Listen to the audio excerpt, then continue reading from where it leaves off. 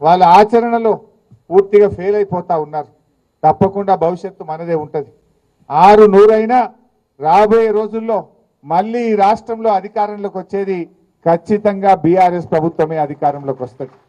ఇవాళ ఏ కార్యకర్తలు అయితే కష్టపడుతున్నారో, ఏ కార్యకర్తలు అయితే నిజాయితీగా పార్టీతో ఉన్నారో మీ అందరినీ కంటికి రెప్పలాగా కాపాడుకుంటాం.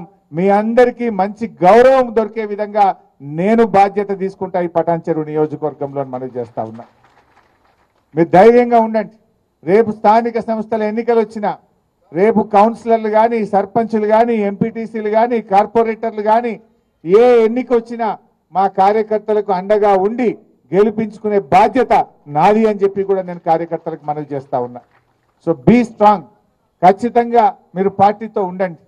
ఇవాళ మన చరిత్ర కూడా చూస్తే కాంగ్రెస్ పార్టీ ఎక్కడ కూడా 5 ఏళ్ల తర్వాత తిరిగి అధికారంలోకి రాలే.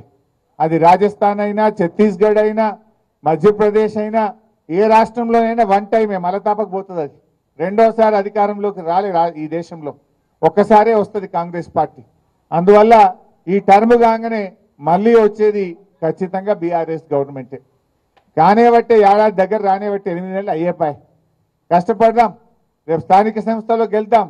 కానీ భవిష్యత్తులో కూడా ఎట్టి పరిస్థితుల్లో పార్టీగా మనం ఏమైందంటే వాస్తవానికి ఎంతసేపు డెవలప్మెంట్ మీదనే పనిచేసినాం. 10 ఏళ్ళు ప్రభుత్వంలో మంచినీళ్ళు ఎట్లా ఇవ్వాలి, కరెంట్ ఎట్లా ఇవ్వాలి, రోడ్లు ఎట్లా ఇవ్వాలి, కాలేజీలు ఎట్లా కట్టాలి, స్కూళ్ళు ఎట్లా కట్టాలి, పేదలకు 2000 ఆసరా పెన్షన్ ఎట్లా ఇవ్వాలి, కళ్యాణ లక్ష్మి ఎట్లా ఇవ్వాలి, కేసీఆర్ కిట్ ఎట్లా ఇవ్వాలి, దవాఖాన్లు ఎట్లా కట్టాలి, చైర్మన్ అమ్మకు కుర్చీ, దవాఖాన్లు ఎట్లా కట్టాలని మనం ఆలోచన చేసినాం. కానీ కొన్ని చిన్న పొరపాట్లు జరిగినాయి. ఇంకా కొద్దిగా కార్యకర్తల గురించి ఆలోచించేది ఉండే, కార్యకర్తల సంక్షేమం గురించి పార్టీ దృష్టి పెట్టేది ఉండే.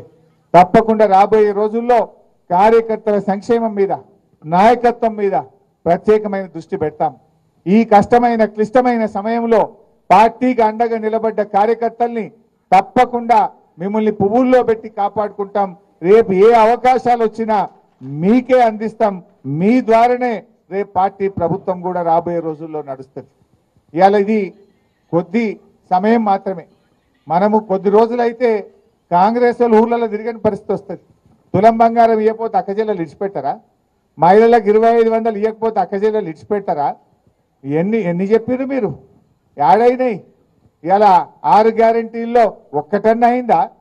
6 గ్యారంటీల్లో ఎన్ని చెప్పిండ్రు? 4000 పింఛన్ అవ్వాతాతలకు ఇస్తామన్నారు, వచ్చిందా?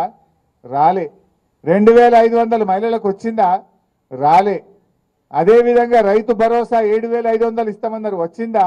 రాలే.